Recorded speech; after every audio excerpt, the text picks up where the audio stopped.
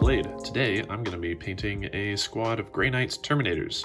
I love these models so much. I've painted so many of them in the past, but I always have another squad somewhere, so I figured this time while I'm painting one, I'll have you guys follow along, and I will show you what I do from the first silver that touches the black spray paint to the very end of the Force Sword. So yeah, stick around if you want to watch me paint an entire squad of Grey Knight Terminators.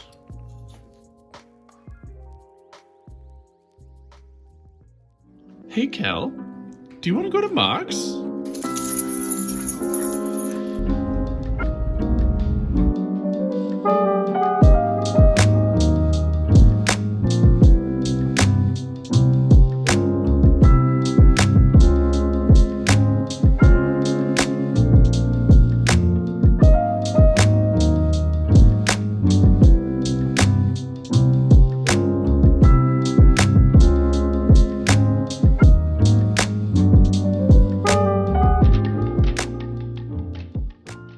The first thing to do is prime the whole squad with Chaos Black.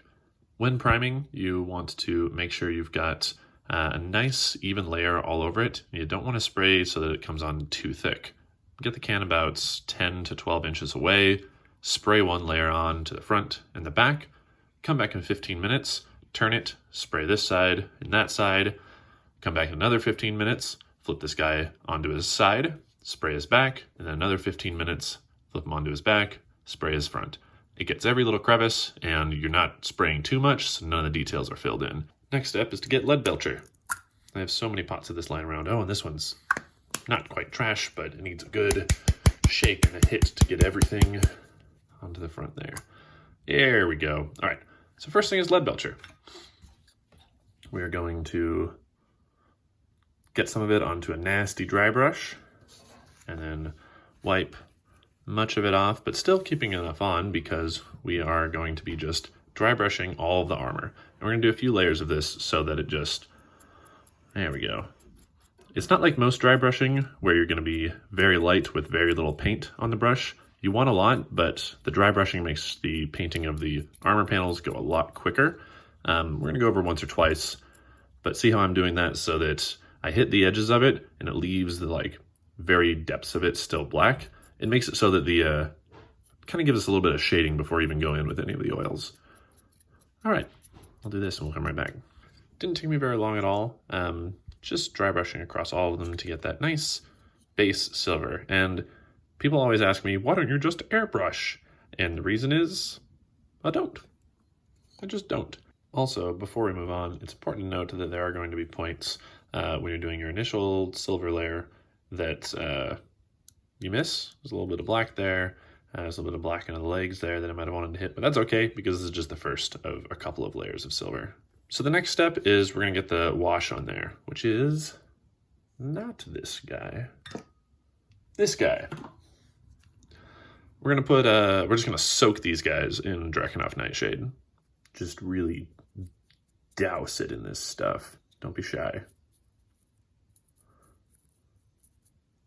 All right, once these guys are completely sopping wet, we're just gonna have to wait for them to dry. This is the longest waiting period of this entire process, so just sit them down and go do something else, like reflect on how cool Grey Knights are.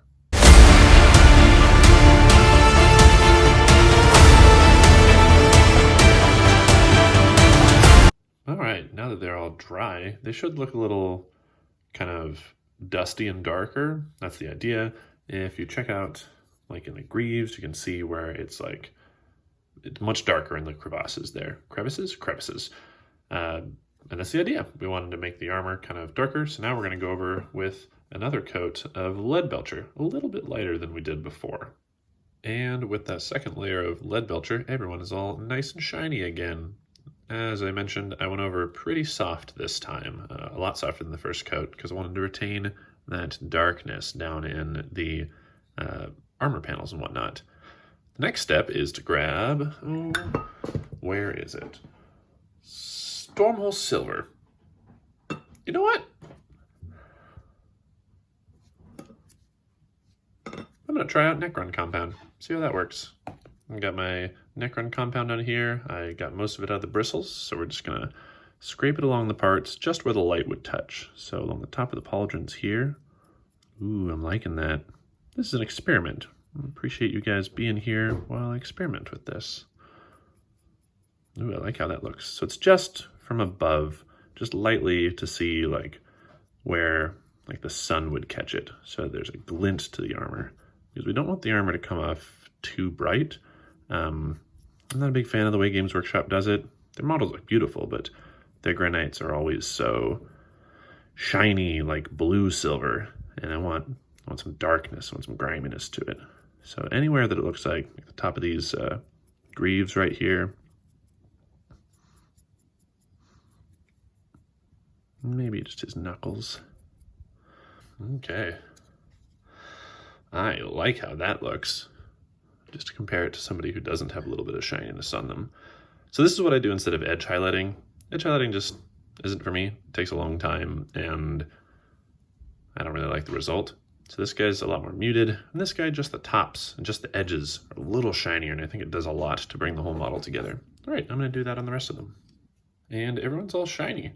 So that is the base of the armor done, and it's exactly like I want it to look. It's dark if you look at it from certain angles, but then shiny if you look at it from the top. And it's really gonna make it feel like a consistent sort of silver as opposed to just the matte like shininess or darkness altogether.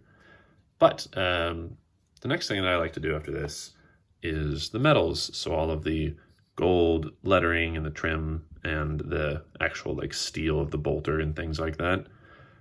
This is just a preference. I don't like changing out the water. And whenever you switch from metallic to a regular paint, the water's a little full of speckles and shininess. Spark, what's the word? Oh, God. Babe, what's it called? Everything's all sparkly. It's like the herpes of craft products. Glitter. Yes, it's full of glitter. Thank you. Wow, I can't believe I forgot the word glitter. But anyway, the water's full of glitter, and other paints might mix weirdly with that. So you always got to switch out paint when you go from metallic to a non-metallic. So rather than doing that now, I'm just going to keep doing my metallics. Going to use Retributor armor to do all the lettering across their armor. Armor. As always, thinned out the Retributor gold to about the consistency of, I hate when people say this, but like whole milk. Like it wants to flow a little bit, but not too much. But then I'm just going to paint the lettering on there.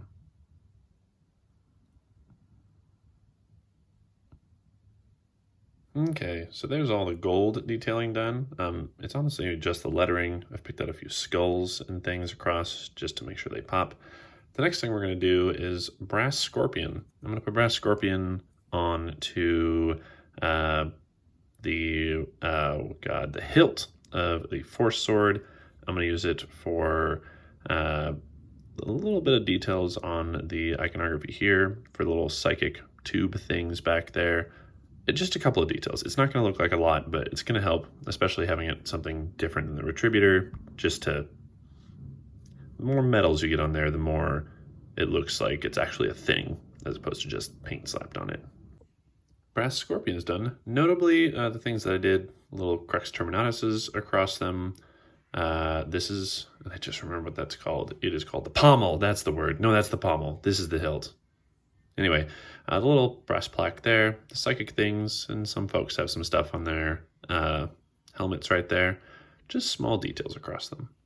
Keeping that metal train rolling, we're going to put Iron Warriors onto the Storm Bolters. So I'm just going to put it on the barrels, on the machinery behind the housing, and on the magazines. I'm also going to put it on, who has it? There's a couple of chains in various places.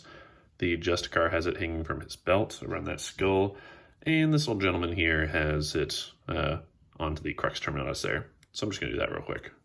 All right, Iron Warriors, just on the bolter parts. That's it for the principal metals. We're going to go back and do a lot of detail metals later, but for now we're going to move on to other detail colors and wash out all this glitter water. Okay. I've put Corvus Black on the bolter casings. You can't really tell there's a difference, but once we put the wash and the pencil edging to it, it'll look great.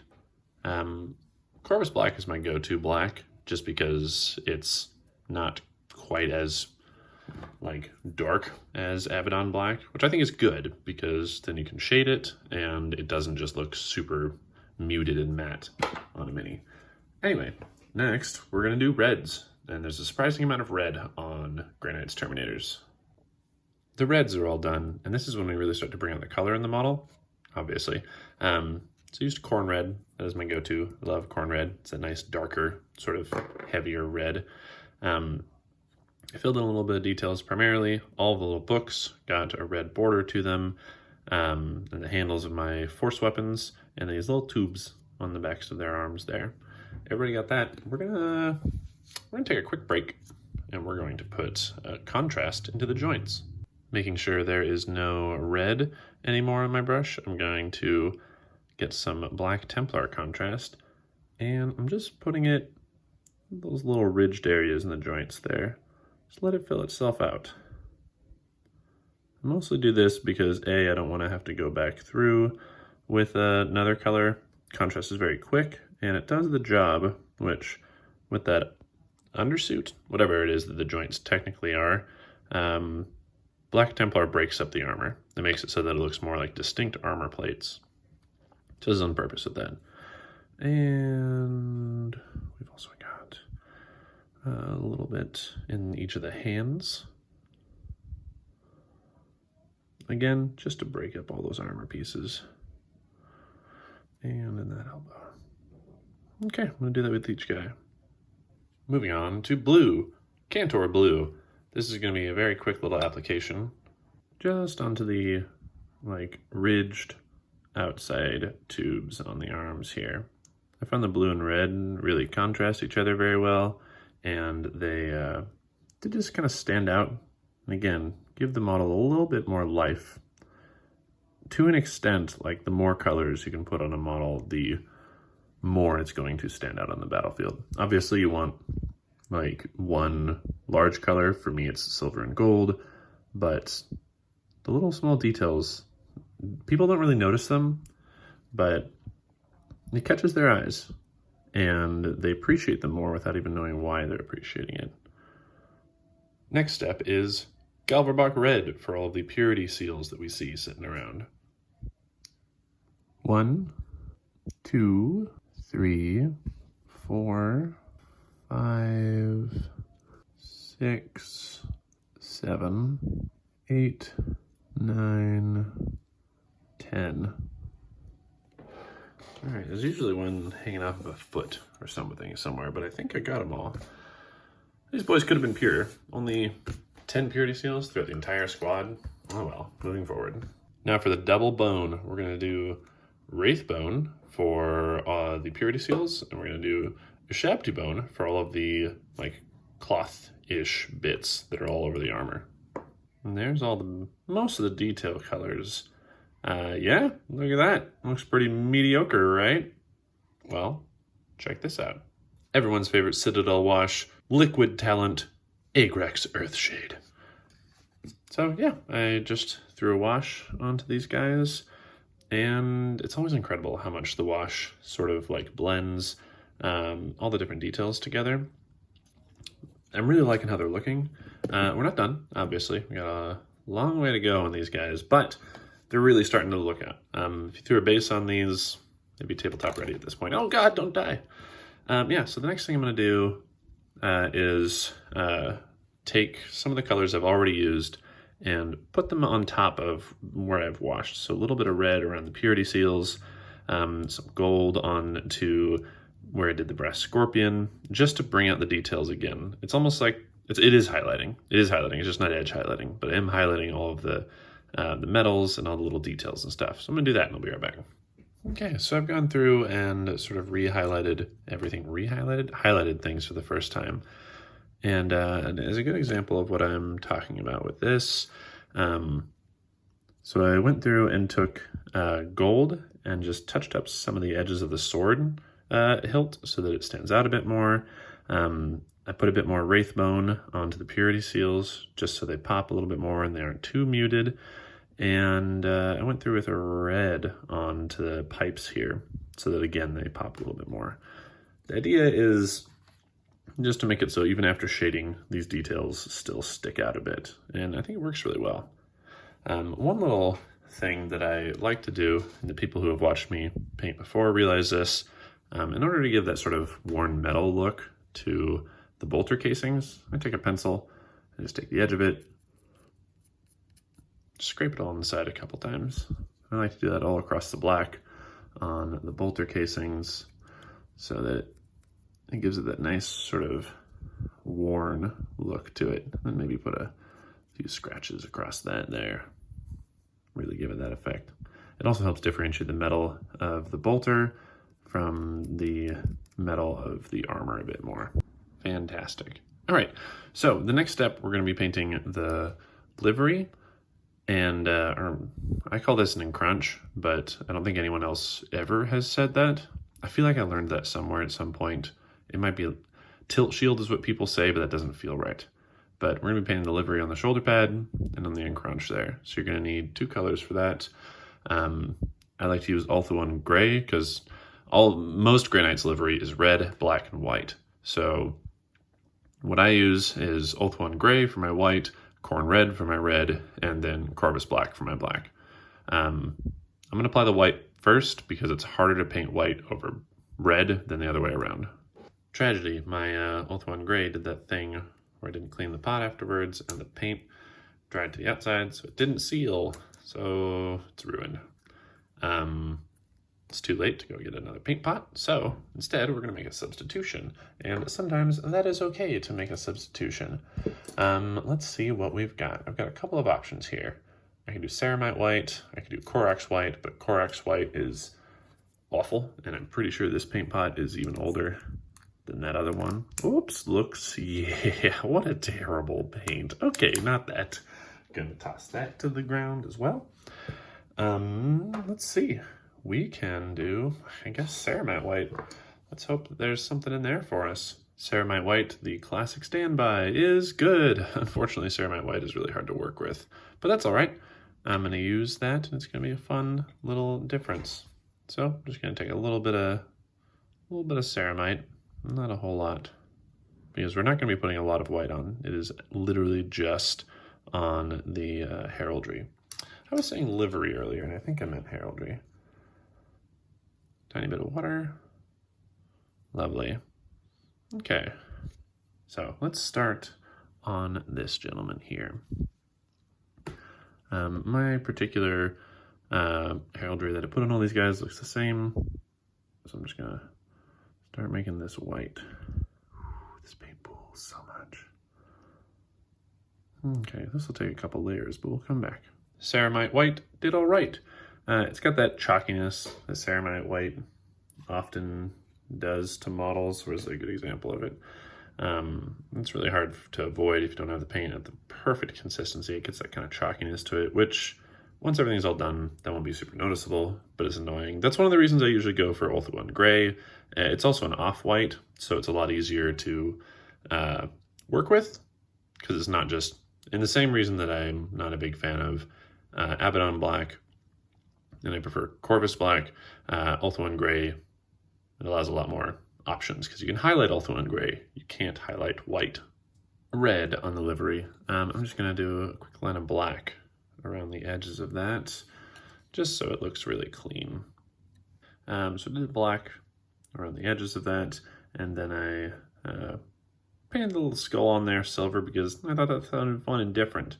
Now I'm just going to throw a little bit of Agrex on there. Yay. All right, the next step is eyes. And for this, we're going to need, where is it? Lothern blue. Boom. And something just a touch darker, which, if I recall, lately I've been using Techless. Yeah, it's Techless. Okay, so we need these two, then we're going to need ceramite white. Thin down the Lothern a lot, and then make sure your paintbrush is at a nice fine point. Spin it, do whatever you need to. And we're just getting the tiniest bit. We're just going to try to get the whole eye with this. Not too much.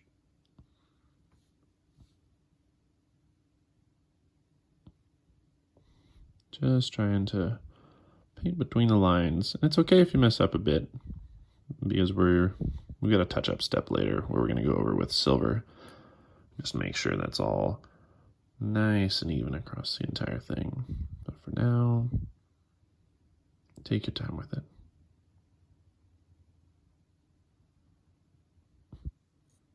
Next, we're taking Techless blue. Again, getting just the tiniest bit of a really thinned down paint. And we're going to put it at the very back of the lens. Just a little dot in the back corner of the eye. Just to make it a little darker back there. There we go, not a lot. And this next step with the ceramite white is optional. Some people think it looks cartoony. I'm a big fan of it. You just take the tiniest brush you have, get the tiniest dollop, and just kind of stick it near the front.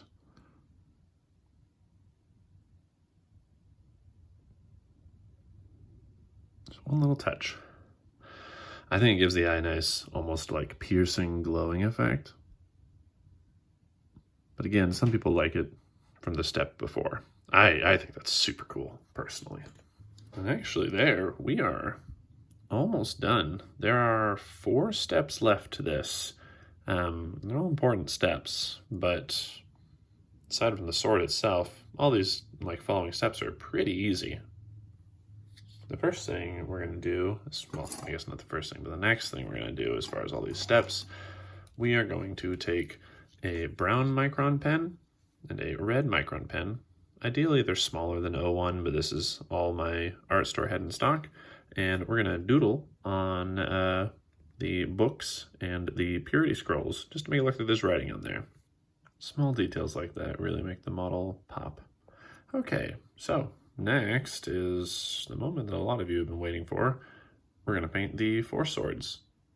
Okay, so for the Force Swords, full disclosure, this is something that I'm still trying to master. Every single Terminator I do, the Force Sword looks a little bit different because I'm experimenting with different consistencies and different blending techniques. So we're going to do that today. It'll be fun. We'll work on this example together. I use 4 different paints for this. Ceramite white, Techless blue, Calidor sky, and Macragge blue. And I'm really going to kind of just mostly do a lot of blends throughout this whole sword. I learned this process from a blog called The Painter's Room, and I'll link it down below and maybe right here.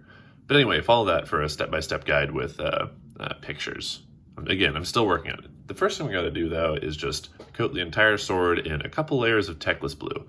Make sure you do a couple of thin layers because the smoothness of the sword is very important. Okay, so we've got 3 layers of Techless blue on here. I let it dry for a while. It's important when you're putting on thin layers like this into something you want to keep smooth. In order to keep it smooth, it's important to let each layer dry for a while. So I kind of just went about my morning routine while I did this. I got a little impatient at points, and let me show you what happens when you get impatient. I didn't let this second layer on here quite dry, and because of that, when I put on the 3rd layer, I dragged some of the in-process drying paint, and now that's just going to be there forever, unless I take that off manually, and I don't want to do that. So the next step we're going to do here is mix some Techless blue with some Calidor sky. All right, I've went ahead and made a 50-50 mix of Techless blue and Calidor sky. And again, this is something I want to thin down a lot. So I'm going to take the Force Sword here, and I'm going to just do this side of it. I'm going to start halfway up with my 50-50 mix. And just travel along the blade like that. I'm not going to notice much of a difference initially, but after a few layers, this will really start to be distinguished. There's that layer done, and you can see that the distinction is there a little bit, just a small little shade. So from there, we're gonna do just straight Calidor sky, and we're gonna move the Calidor sky about maybe 2/3 of the way up that dark mark we made before. And you get the idea. So we're going from Techless blue to Techless and Calidor sky, then to just Calidor sky, and we'll move up to Macragge. Okay, you can kind of see it doing its thing now, which is exciting. Now we're gonna mix McCrag blue into that. Also, sorry, the lighting just changed. It is daytime now. We're gonna do McCrag blue and mix it into that Calidor sky and do it just a little further on up the blade. I'm not super pleased with the mixture I have of Calidor sky and McCrag blue here. I think it might be a little bit too heavy on the McCrag blue side, but again, this is all experimentation. Your first Force Sword isn't going to look good. Your 30th Force Sword might look okay. But yeah, we're going to go even a little further down the blade and just start applying it to that. Yeah, I think it's a little bit too dark, but that's okay. I'll show you how we fix that. So in order to maybe further blend this from the like the Calidor Sky mixture to the just Calidor Sky itself, the McCrag blue mixture in the Calidor Sky itself, we're gonna do stippling. So just take a brush that you're not like super attached to, get a little bit of paint on the end, and we're just gonna do the slightest little, and we're grabbing Calidor Sky. It's the previous layer. So if you just put on a layer and the transition's a little sharp there, you're gonna take the previous layer, get a little bit on, and we're just gonna do just a little bit of stippling between the two layers. What that does, God, see, just immediately. You're doing the previous color stippled onto the new color, so you kind of see the new color but under this, like the little edges of it, and it comes off a lot more blended. Oh, that's lovely. I'm gonna do that with the rest. Next, we're gonna do a layer of just McCrag blue. And again, we're gonna go even further up the blade.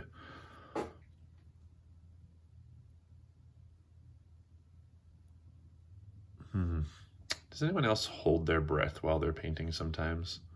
Okay, it's looking all right. Yeah, so now we're gonna do a little bit of that experimentation that I talked about. I want the dark parts of the sword to be even darker. So I'm gonna take my pure McCrag blue that I had, and I'm gonna mix a little bit of Abaddon black into there. Do even one more layer at the side of the blade. I like that. All right, so now what I'm gonna do, I'm gonna take that Abaddon black, just straight, obviously thinning it down, and I'm just gonna put the littlest bit up in that corner and the littlest bit down by the hilt there. Oh boy, I'm really pleased with that. Okay, now we're gonna go down the other way, on the other part of the blade, and make it lighter, so the opposite direction, almost. We're going techless, and then we're gonna mix a little bit of white in to make it a little brighter down there and up in that corner. There we go.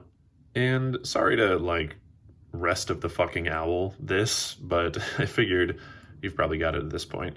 Go progressively darker on one side and progressively lighter on the other side. Really take your time with it. It's a very involved and time-consuming process, but I really like the final result of it. I do like how it turned out, mixing a little bit of the Abaddon black into the end of there, and I think I'm gonna do that in the future. I might even try on my next set of Force Swords, maybe making the contrast a little, like, even starker, like even brighter on one side of the blade and even darker on the other. But for now, I think these guys look really good.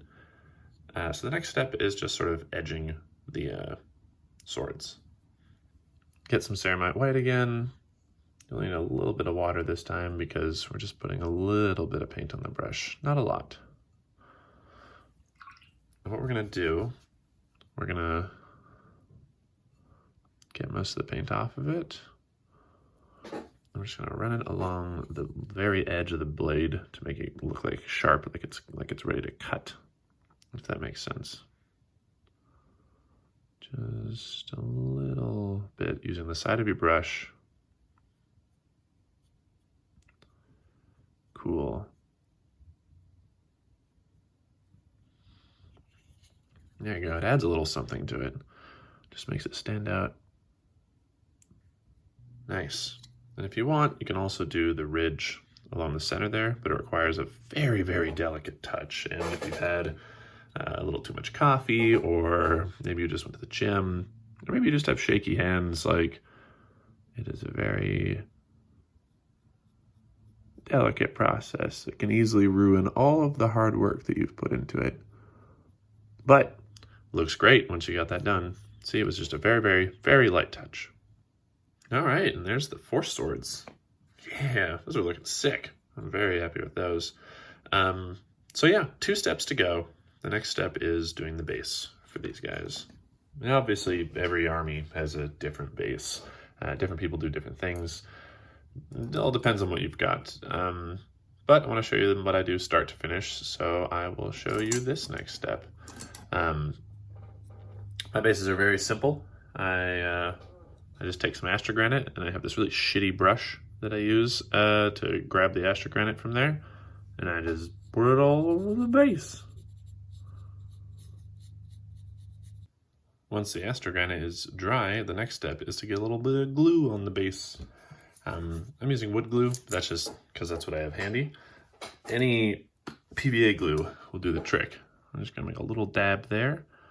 Blah. I'm gonna take a shitty brush that I don't care about, such as this one. I have marked it with a white circle to know that I can use it for glue, and I will put it on just in random places. This next part is super technical. Just get like a box of sand and rub them in there. I'm just gonna let that sit and dry. So now this is dry, and it looks a little bit different than my bases usually do, because usually I've got like a nice gray gravel that I put on there, but I ran out and I haven't been able to replace it, so I use sand. So instead what I'm gonna do is take black Templar, just put that over the top of the sand, and hopefully deliver the same sort of effect onto that. And while that's drying, we're going to jump ahead to do the next step, which is touch-ups. It's not a sexy step, but it is necessary. Because we've done all the details and all the shading and everything, now we can go through and find spots where we kind of went over on the colors and just make sure everything fits nice and easy. So there's that. I'm going to go through just with silver first and see if there's anything I can't cover up with that. On the edge of that right there. One important piece to touch up, just to make sure the swords are nice and crisp, is clean up any blue that bled over onto the hilt there. Just make sure the edges are nice and brass. Crack open Lothern blue again and do a little bit on this tubey wire thing here that is seen on all force weapons.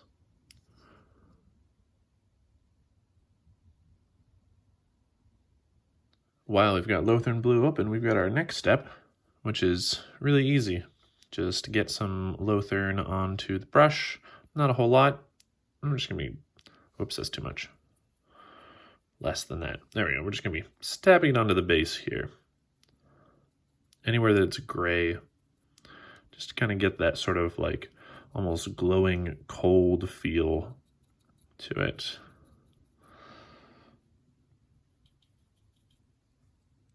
All right, this is the very last step, I swear, and then we're done. Get some Abaddon black, grab a nice fatty brush,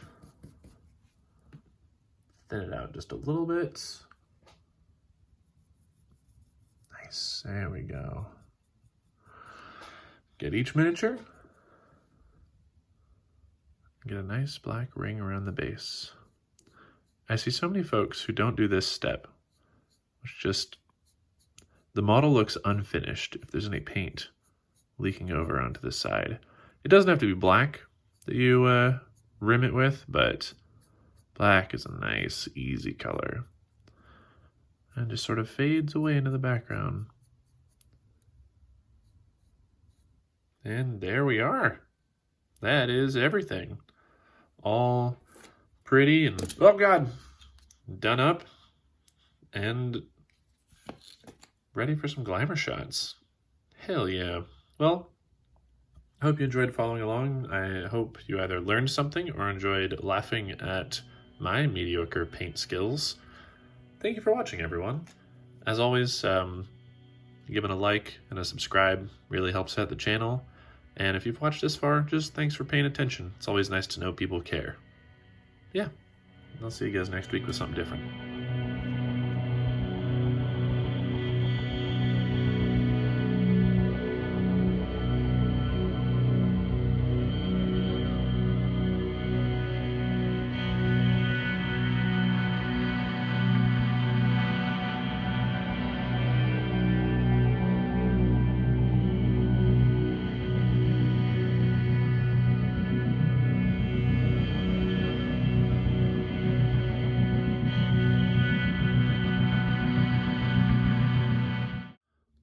Ah, shit. I missed a purity seal entirely on this guy.